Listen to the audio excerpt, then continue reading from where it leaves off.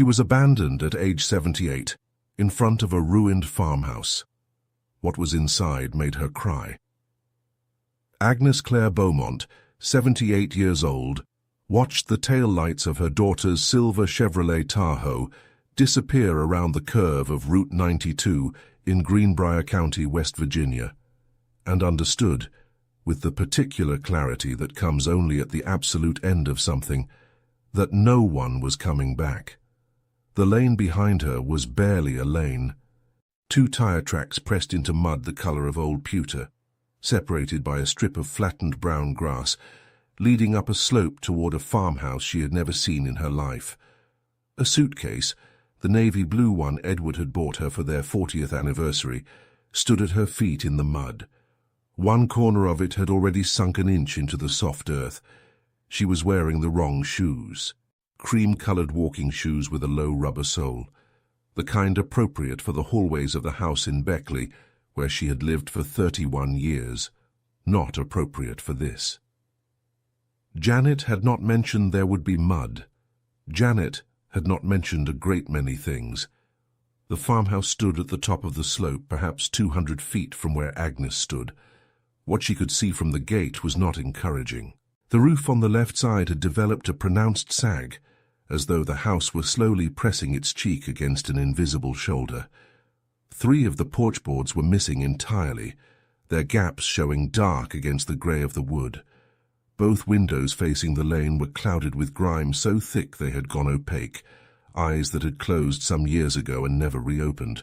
A rusted metal sign reading Beaumont, her own name, Edward's name, hung at an angle from a fence post held by a single nail.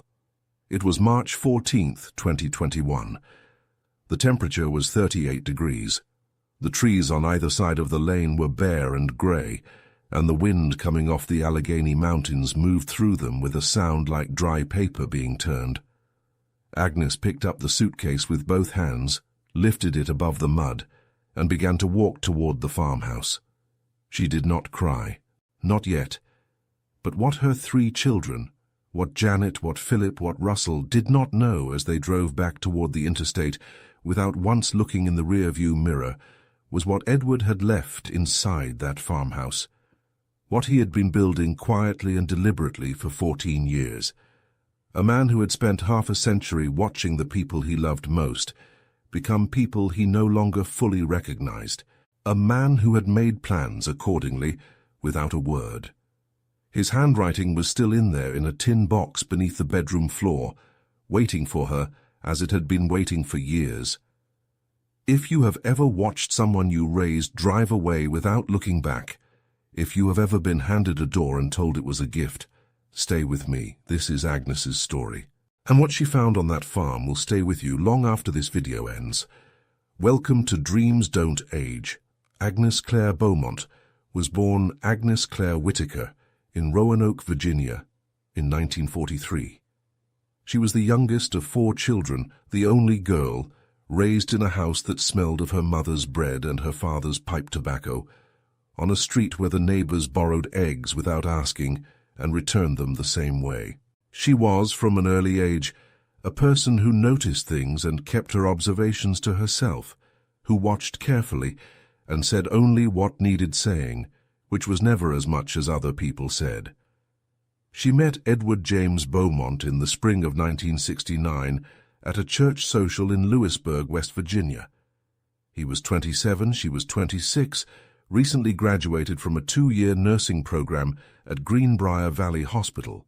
She had a job offer waiting, a position at the county hospital, $4,800 a year, starting in September. She had already told her mother about it. She had already written her acceptance letter in her head. She married Edward in June of 1970 and deferred the nursing position for 1 year, intending to start the following September. Then Janet arrived in April of 1971. Then Philip came in February of 1973, during a snowstorm that left 4 inches on the Roanoke side of the mountains and 6 on the Beckley side. And Edward had driven through all of it to get to the hospital, arriving with a blanket of snow still on his shoulders, already apologizing for being late.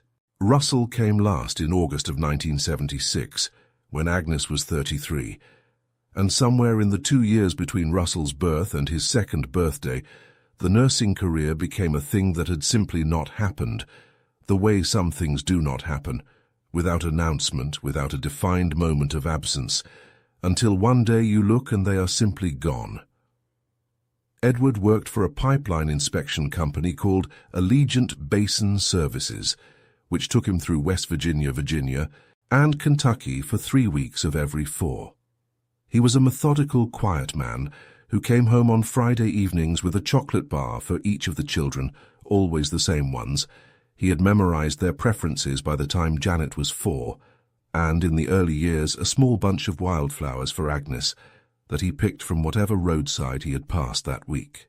He earned $29,800 a year in 1980, $38,400 by 1989, and he managed the household finances with the same calm precision he applied to pipeline inspections. Nothing was wasted, everything was accounted for. There was always a small surplus in a savings account that he never touched unless it was absolutely necessary. Agnes ran the house. That is not a small sentence. It contains 31 years of school lunches and scraped knees, of chicken pox managed in a house where the husband was 3 counties away, of a leaking basement that Agnes fixed herself after watching a library VHS tape twice and taking careful notes. It contains the dinners kept warm on low heat every Friday until she heard his car on the drive, the forms signed for 3 different schools on 3 different schedules, the dental appointments and the teacher conferences, and the one time Philip broke his arm at the creek, and Agnes drove him to the emergency room alone, waited 4 hours, drove home in the dark, and never mentioned it as a hardship.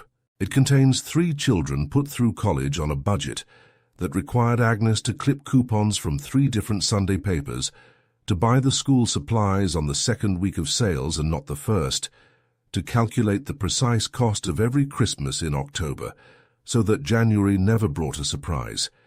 It contains something else too, something Agnes did not speak of, not even to herself, not in those terms, the slow, almost geological process by which her children had stopped seeing her. Janet Beaumont Holloway, 52, had grown into a woman of settled certainties. Certainties about efficiency, about what constituted a productive use of one's years, about what obligations aging parents carried toward their children in the form of simplicity and non-disruption. She had married a man named Derek who shared her certainties, and together they operated their household in Beckley with the smooth confidence of people who have arranged the world to confirm their expectations. Janet had visited Agnes every Sunday for many years, and somewhere around 2016, those visits had taken on a quality Agnes could only describe privately as inspection, a careful tour of rooms, a survey of what was fraying, what had been left undone, what confirmed the story Janet was already telling about what her mother was becoming. Philip Beaumont, 50, was gentler in his manner, but no less aligned in his thinking. He was an accountant in Charleston, precise and organized, a man who expressed love through the management of logistics, and who had a deep natural tendency to agree with whoever had done the most preparation. He agreed with Janet about most things. He had learned not to look too closely at the parts of the picture that disagreed with him. Russell Beaumont, 45, had never in his life argued with his older sister. He would not begin now. Edward died in November of 2019, a cardiac event, sudden and complete, at 77. He had seemed fine. He had seemed in the weeks before entirely like himself, returning home on Fridays, precise as always, bringing Agnes the small thing he always brought her, a magazine she liked, or a jar of honey from a farm stand somewhere along his route. She had found him in the kitchen on a Thursday morning, and by the time the paramedics arrived there was nothing to be done. What Agnes did not know, in those first weeks of grief, in those long, structureless days without the rhythm of Edward's arrivals to organize time, was that 3 months before his death Edward had driven 4 hours into Greenbrier County and sat for 47 minutes at the county recorder's office with a man named Earl Dotson, conducting a piece of business that had been 14 years in the making.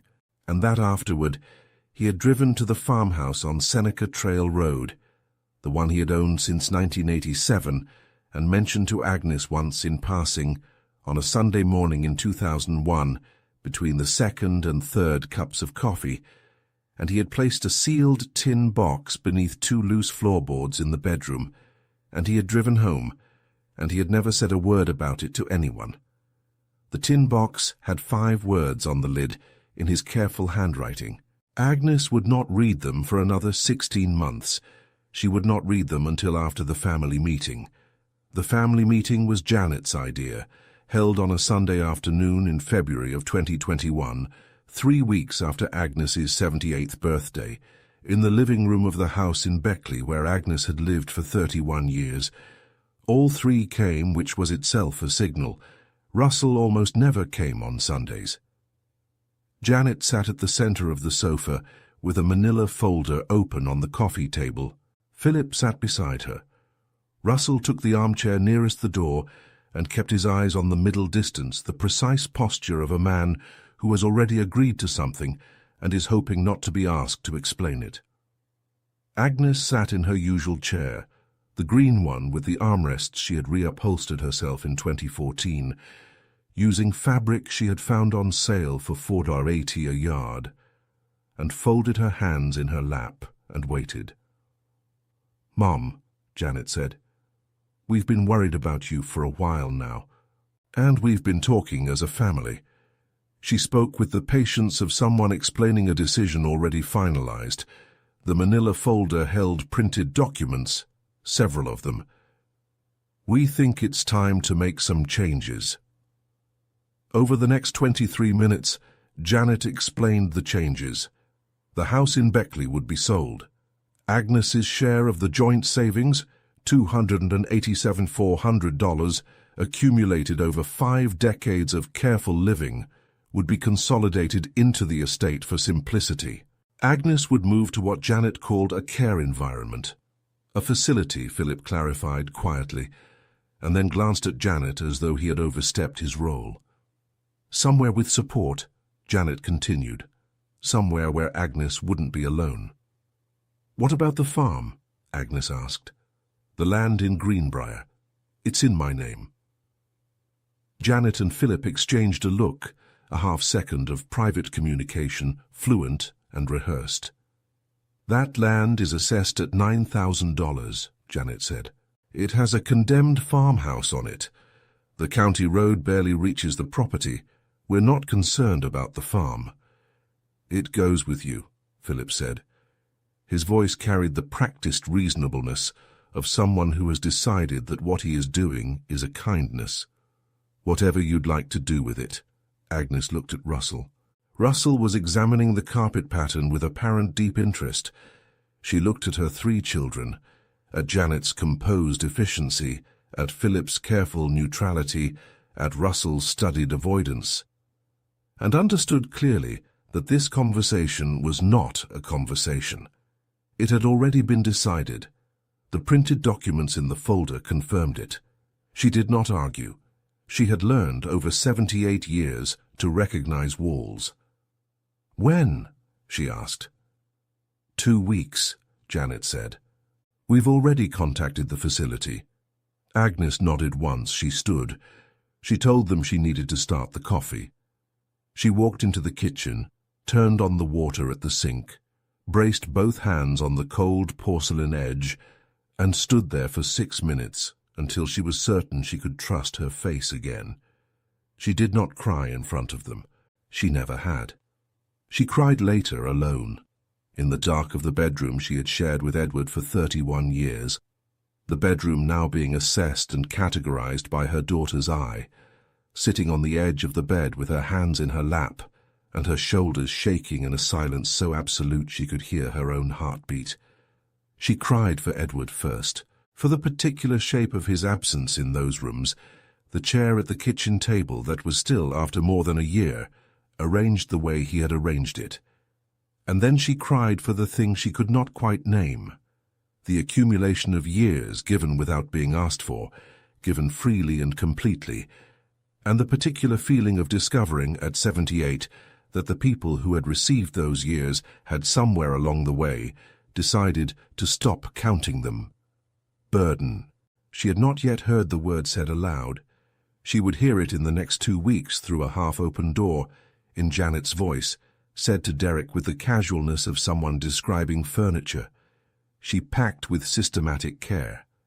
She was ruthless about what could not come, the furniture, the kitchen equipment, the accumulated objects of a life too large for 3 suitcases and 2 boxes, and precise about what had to. The photograph of herself and Edward at Cape Hatteras in 1987, the year he had bought the farm.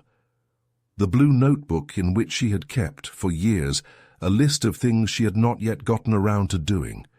51 years of marriage, compressed. Carried. The estate agent came on a Thursday with a tablet computer and an appraising eye that moved through the rooms of Agnes's house the way a surveyor moves through a landscape. Janet came 3 times with Derek, who on his second visit stood in the doorway of the bedroom and said, with the calm authority of someone accustomed to being agreed with, "This furniture isn't worth moving," and Janet nodded without looking at Agnes. On the night of March 13th, Agnes sat on the stripped mattress and calculated what remained. Social Security, $1,140 a month. A small pension from the part-time bookkeeping position she had held from 2003 to 2011, $310 a month. Total $1,250. The facility Janet had selected, $3,200 a month. The difference, $1,750, would come from the consolidated accounts. Agnes's accounts.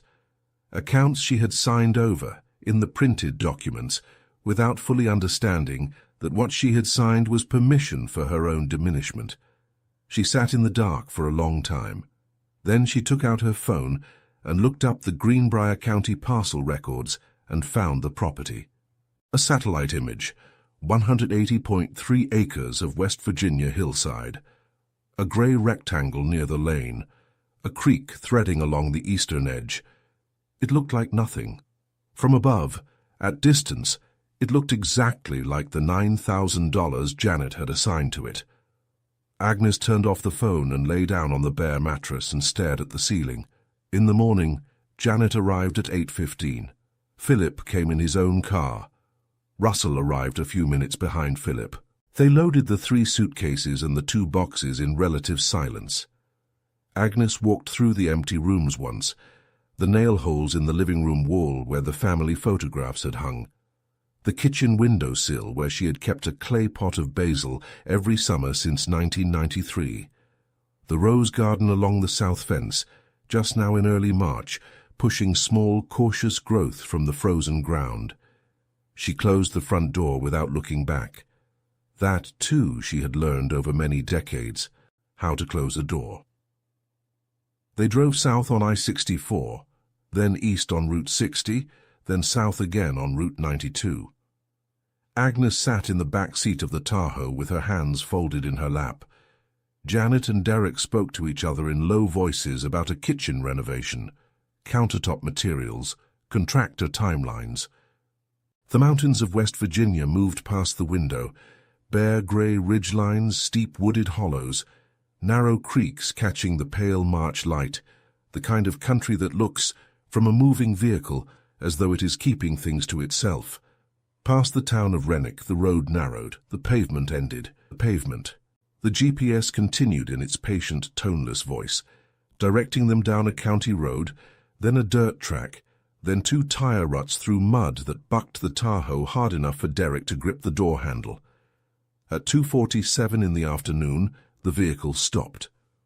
Through the windshield, a gate, 2 metal posts connected by slack wire, and beyond it, the lane leading up the slope to the farmhouse. Janet got out.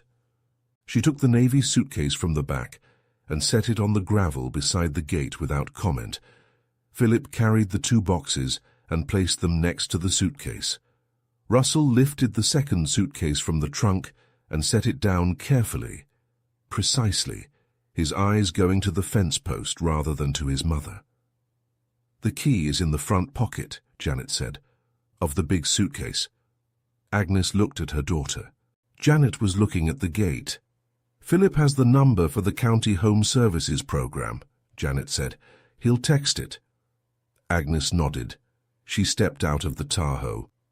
The cold reached her immediately, a wet, penetrating cold that rose from the mud and descended from the sky simultaneously, finding the gap between her collar and her neck, the thin soles of her cream-colored shoes.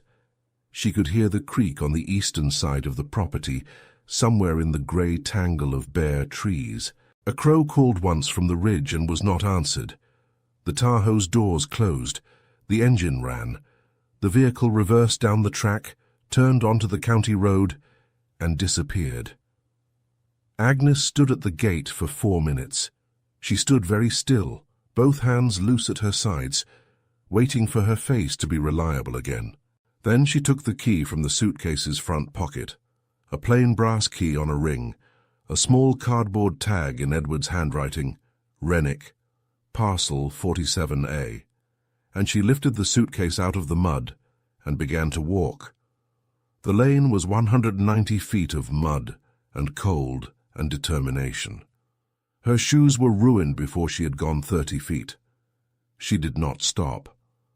Up close, the farmhouse was worse than it had appeared from the gate. The porch groaned under her first step, and she moved to the edge where the structure met the post and the wood was solid enough to trust. The key fit the lock. The door opened with a long exhalation of stale air, cold, dry, carrying the smell of old wood and closed rooms, and something underneath those things, something faintly sweet, like cedar preserved in a sealed space. Inside, pine floors, old and dark, solid under her weight. Plaster walls, stained in places from water that had come through the damaged roof section and dried and come through again. But the plaster was intact, not crumbling, not lost. A stone fireplace against the north wall, blackened from decades of use, its cast-iron grate clean and in place. 2 rooms on the ground floor, a narrow staircase. A kitchen that had not been used in years but whose bones, the deep iron sink, the solid shelves along the east wall, the window above the sink facing east toward the creek, were the bones of a room that had once been cared for by someone who understood what a kitchen was supposed to do. Agnes stood in the center of the main room and turned slowly and looked at all of it. Above the Allegheny ridge line to the west, the late afternoon sky had gone the particular pale gold of early spring, the color that is not quite warmth, but holds the word warmth inside it, waiting. She was 78 years old. She had $1,150 a month, 3 suitcases, 2 boxes, a brass key, and 180.3 acres of West Virginia that her children had valued at $9,000. She found wood stacked on the sheltered south side of the house, old wood but dry, split years ago by someone who had known what they were doing and stacked it under the eave where the weather couldn't reach. She found matches in the travel kit she had packed. She built a fire in the stone fireplace with the patience of a woman who had built 10,000 fires, and she sat on the sleeping bag she had folded into one of the boxes. She had packed it without knowing exactly why, only that it seemed necessary, and she ate half a granola bar and drank water from the bottle in her bag and listened to the farmhouse settle around her in the cold. The wind came off the Alleghenies at night and moved through the walls of the old house, finding the gap at the north corner, making a continuous low note like something played on the lowest string of an instrument in another room. Agnes lay in the sleeping bag with her coat on, and her hands folded on her chest, and watched the firelight move on the plaster ceiling. She listened to the house as though it were a person breathing beside her, the creak and release of old timber adjusting to the night temperature, the rattle of the loose window frame on the north wall, the way the fire popped and settled, popped and settled, the oldest sound in the world. She calculated, lying there, $1,450 a month in income, $67.40 spent today on supplies. Rice and dried beans would last 2 weeks at minimum. The tarp over the damaged roof section, adequate for now, not adequate for a hard rain. The porch, manageable but urgent. The windows, one at a time, as funds allowed. She had $840 in her checking account. She had her 2 hands, and her entire life's accumulation of practical knowledge, which she was beginning to suspect was worth considerably more than the $9,000 her children had assigned to the property it was standing in. She did not sleep well. She would not sleep well for many nights, but she did not leave. On the first full morning she inventoried. She used that word deliberately, practical, purposeful, the language of someone conducting an assessment rather than grieving a circumstance. She pressed her palms against every wall. She walked every floorboard, noting its response to her weight. She climbed the narrow stairs and walked the upper floor, testing and marking. What was sound? The stone foundation, the main structural beams, the fireplace, the east wall, the kitchen floor. What needed immediate attention? The sagging roof section on the left front, 3 broken windows, the porch boards, the front door frame which had warped and no longer closed true. On the second day, she walked the 2.3 miles to Renwick along the county road in her ruined shoes, and found a building that served as hardware store, post office, and what appeared to be an informal gathering place for people with nowhere in particular to be that morning. The man behind the counter was perhaps 65, with the hands and face of someone who had spent most of his life doing physical work outdoors, and he looked at Agnes, her shoes, her wool coat, her composed expression, with no pity and no particular surprise. "Agnes Beaumont," she said, and extended her hand. "I've taken over the Beaumont farm on Seneca Trail Road." "Earl Giddings," he said, and shook it firmly. "Knew that place. Your husband's." "His first," she said. "Mine now." He looked at her for a moment, sizing something up. Then, "That roof needs work." "I know," Agnes said. "That's why I'm here." He sold her what she could carry in 2 arms: a tarp, rope, a box of basic tools, weather stripping, a small propane camp stove, canned goods, bread, a bag of rice, dried beans. He charged her what he called the neighbor rate. When she pointed out that the total, $67.40, was well below what the shelf tag suggested, he shrugged. "Those prices are for people passing through," he said. "You're not passing through." It was the first time since Janet had driven away that anyone had suggested she might not be. She carried everything back in 2 trips, walking the 2.3 miles each way without stopping, and that evening she secured the tarp over the sagging roof section with rope and 2 cinder blocks she found behind the house. It was not a solution. It was a March measure, something to get through the last of the cold, and she treated it as such, making a note in the blue notebook: "Roof, temporary. Permanent repair when weather allows." On the 4th day, a woman appeared at the gate at 7 in the morning, carrying a cast-iron pot with both hands. "Clara Vess," she said, when Agnes opened the gate. She was perhaps 70, solidly built, in a canvas jacket that had been washed many times.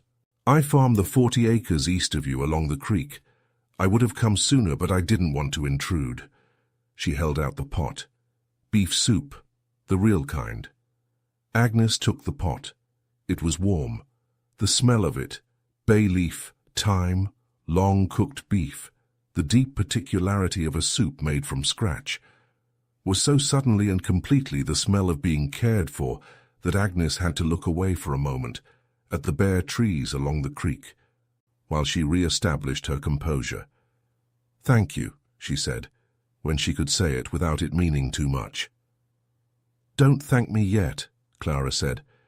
"You're going to need someone who knows where the county water shut-off is before the mud season ends, or you'll have a problem. I know where it is. She looked past Agnes at the farmhouse. "Good bones," she said. "That's what I thought," Agnes said.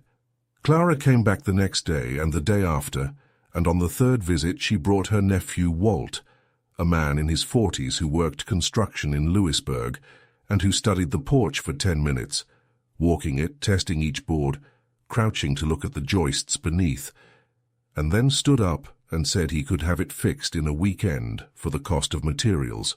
He came that Saturday and the following Saturday, and by the end of the second weekend the porch was solid and clean, its new boards smelling of pine and linseed oil, and Agnes paid him exactly what the lumber and hardware had cost, $338, and he would not take anything more.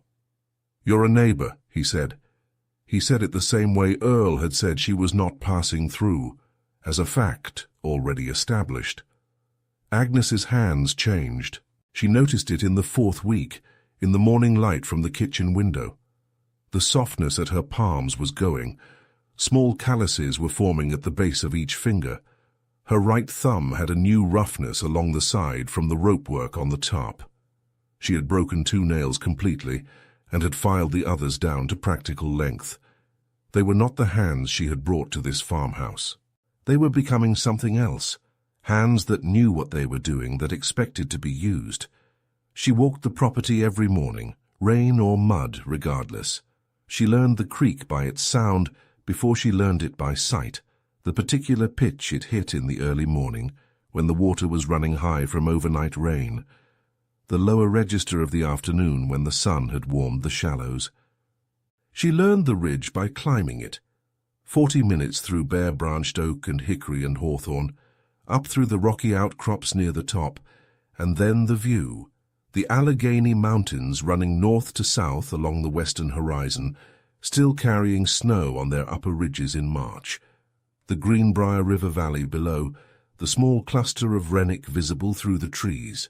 She stood on the high point of her own land in the March cold, and felt something she could not precisely name.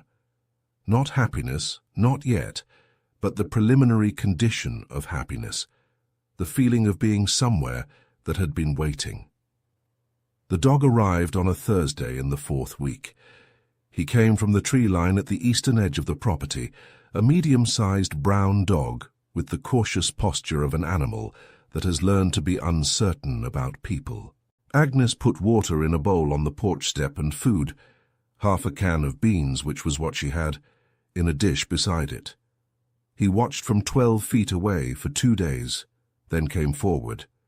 He was thin and had a small scar along his left ear, and he accepted her hand on his head with the careful gravity of someone accepting an apology that is long overdue. She named him Edward, which she told no one but which felt exactly right. By the end of the 5th week she had sealed 2 of the 3 broken windows with weather stripping and plastic sheeting as temporary measure.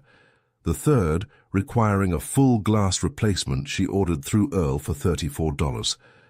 Replaced the doorframe using a YouTube tutorial she watched twice on the borrowed Wi-Fi from Clara's house, spending $28.50 on lumber and $6 on a tube of weather seal.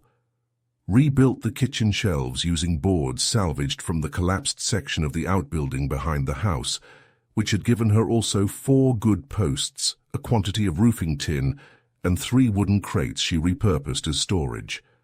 Established a daily routine that began at 5:30 and ended at dark.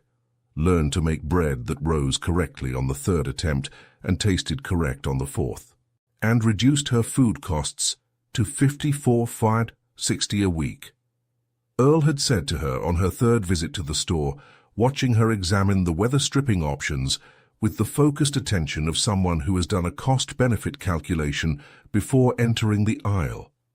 "You're actually doing this." He had said it with something that was not quite surprise and not quite admiration, but lived in the space between them. People drove by that place for years saying whoever ended up there would be gone by April. "It's April," Agnes said. "I know," he said, and smiled. She was not passing through. She found the tin box on a Tuesday morning in the 5th week, the way important things are often found, by accident in the middle of something else entirely. She had been on her knees in the northeast corner of the bedroom, examining the subfloor gap under the skirting board with a flashlight, assessing whether the low point in the floor needed shimming or full leveling. She shifted her weight, and the floorboard beneath her left knee moved. Not the soft give of rotted wood. It lifted cleanly, along its full length, as though it had been designed to do exactly that. She sat up.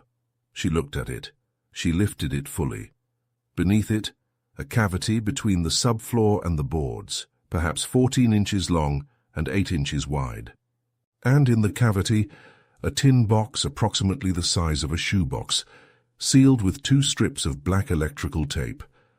On the lid, in handwriting, she would have known anywhere, in any light, after 51 years of reading birthday cards and grocery lists and notes left on kitchen tables. Agnes, for you. From Edward. She sat on the bedroom floor for a long time without opening it.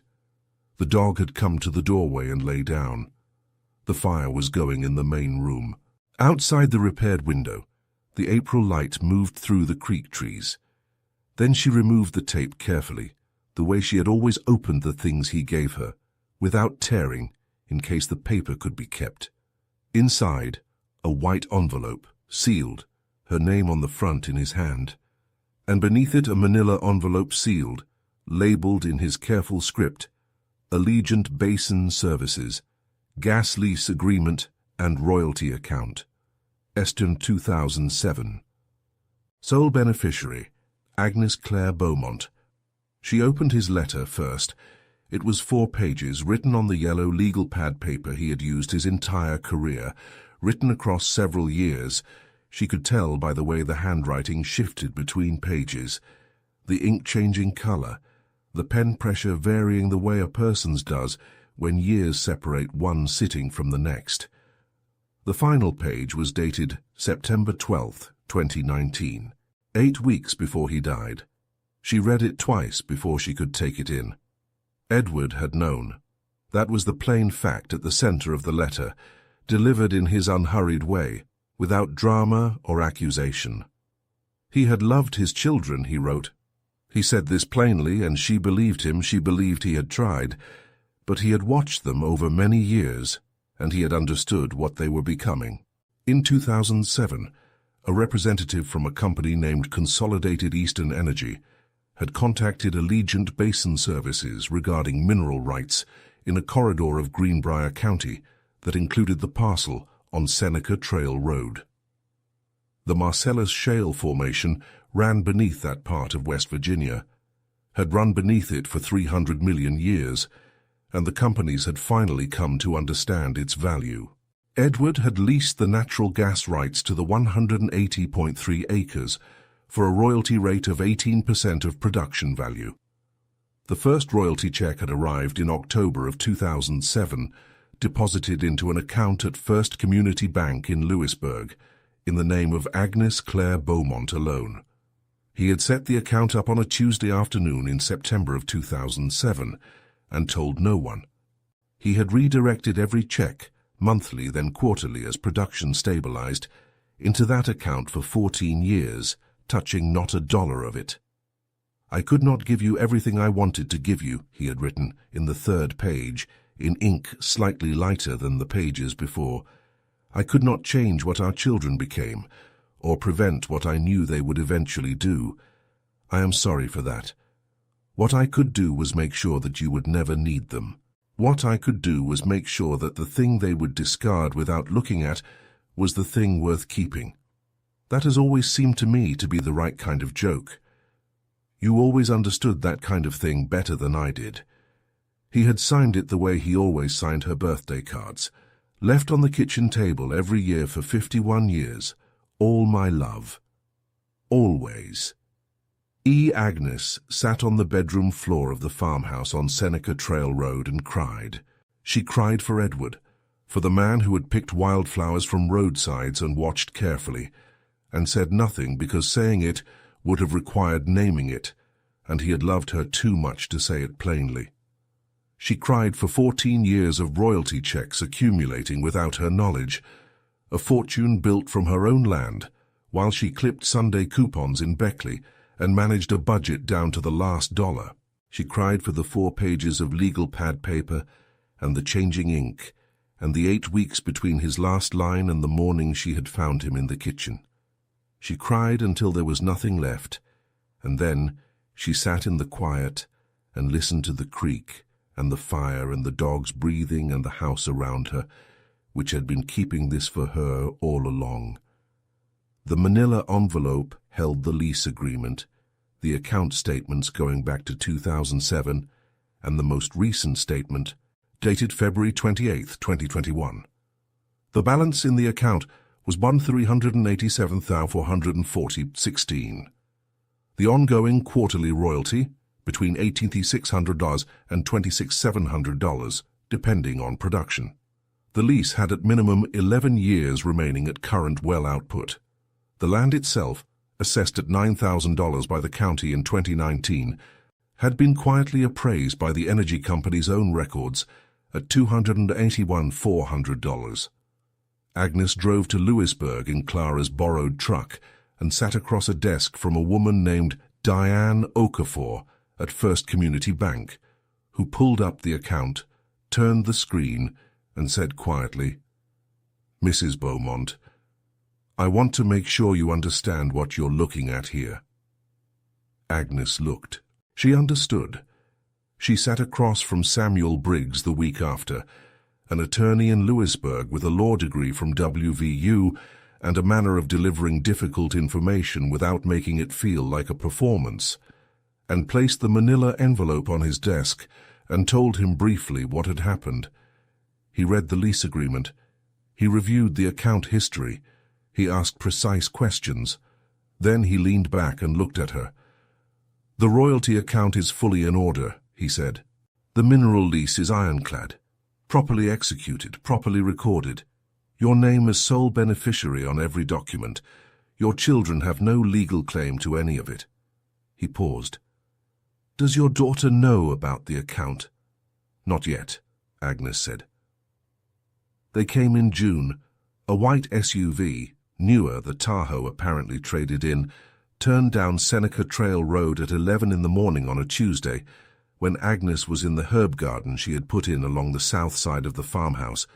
Basil, thyme, sage, rosemary, 2 rows of parsley, 1 long bed of mint that she expected would eventually take over everything, as mint always does. She heard the engine before she saw the vehicle and stood up from the garden bed and brushed the soil from her hands and waited. The SUV stopped at the gate, which now worked. New hinges, Earl's neighbor rate. The lane beyond it, now gravelled, was smooth and dry. The porch was visible from the road. New boards, clean, solid. The windows repaired. The roofline straight. The temporary tarp long replaced by proper shingles in April. Along the south wall, the herb garden stretched in orderly green rows. Edward the dog was asleep in the sun on the porch steps. Janet got out first. Philip followed. Russell emerged last and looked at the farmhouse with an expression Agnes could read from the gate. Complicated, not quite guilt, not quite recognition, something between them. Agnes opened the gate. She led them inside. She put the kettle on. The kitchen was warm and smelled of the bread she had made that morning, 3 loaves cooling on the counter.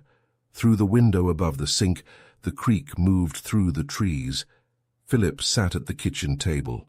He looked at the room, the clean plaster walls, the rebuilt shelves, the repaired floor, the east window, with an expression that held things he was not going to say. "How are you managing?" he asked. "Very well," Agnes said. She poured the tea. She set the cups on the table. She sat down across from her 3 children and folded her hands and looked at them the way she had always looked at them, when something important needed to be said only once. "I know about the consolidated accounts," she said. "Samuel Briggs knows about them as well.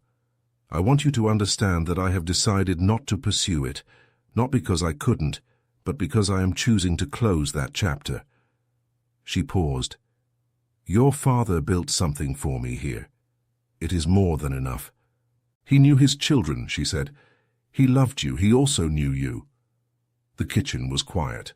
The dog had come to the doorway from the porch and lay down with his chin on his paws.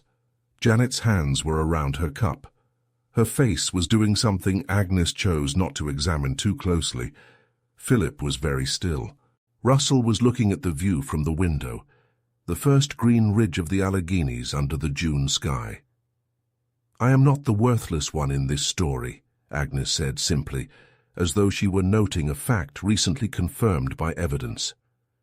"I want you to understand that I know that now." She stood up.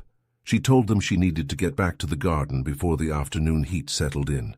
She walked to the door and opened it, and the June air came in, warm and green, smelling of the creek and the herb garden and the good West Virginia earth.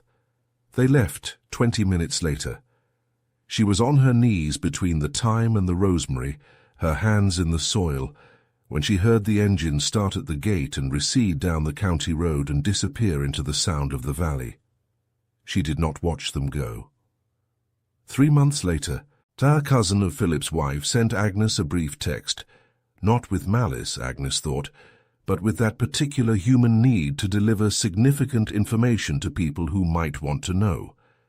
The house in Beckley, which Janet and Derek had expected to sell for a profit of $38,000, had revealed during pre-sale inspection a foundation problem developing slowly beneath the surface for years, invisible from above, the way such things are. The repair estimate was $78,400. The house was now worth less than they owed on it. The lifestyle Janet had been running against an anticipated windfall had proven as sustainable as building on ground you have never properly examined. Agnes received this information sitting on the repaired porch in the August evening, watching the light go slowly off the Allegheny ridgeline to the west. She considered what she felt. She looked for satisfaction and found it smaller than the other things, smaller than the sound of the porch boards solid under her chair, smaller than the smell of bread cooling through the open kitchen window, smaller than the weight of the dog against her feet. She thought about what Edward had written on the 3rd page, in the lighter ink. The thing they would discard without looking at was the thing worth keeping. That has always seemed to me to be the right kind of joke. She had been left at a gate in March mud, at 78 years old, with a suitcase and a deed worth $9,000 on paper. And it had turned out that $9,000 was the door to everything else. It had turned out that what they had given her in contempt was the only thing they had that was worth anything. It had turned out that Edward had understood this, quietly, 14 years before she had. Dreams don't age. That is what Agnes Beaumont knows now. In the farmhouse on Seneca Trail Road that was falling apart when she arrived, and is not falling apart anymore. That is what she knows when she wakes at 5:30 and makes coffee and looks out the east window at the creek and the green hills and the life that is at 78, precisely the size and shape and smell of what a life is supposed to be, that the dream does not age, that the person holding it does not age, not in the way that counts, that it is not too late, that it is in fact never too late. If you are watching this and you have been handed something that someone else decided was worthless, if someone who should have known better has looked at you and calculated your value and gotten it wrong, I want you to think about Agnes on that porch, watching the August light go off her mountains, watching the life she built with her own 2 hands reach into every corner of the thing they threw away. She was 78 years old when they left her at the gate. She was 78 when she walked up that lane in her ruined shoes. She was 78 when she found the tin box and read what Edward had written in his careful, unhurried hand. The proof that she had always been loved by someone paying careful attention. And she was 78 when she understood that none of it, not one day, not 1 hour of it, had been too late. Subscribe to Dreams Don't Age so you won't miss what comes next. If this story found someone who needed it today, pass it to them. And if you have ever been left somewhere and told it was for your own good, leave 1 word in the comments, just 1 word. You already know which one it is. This story is a work of fiction created for entertainment and inspiration. All characters, events, and locations are fictional. AI-generated images and videos were used to illustrate and dramatize the narrative.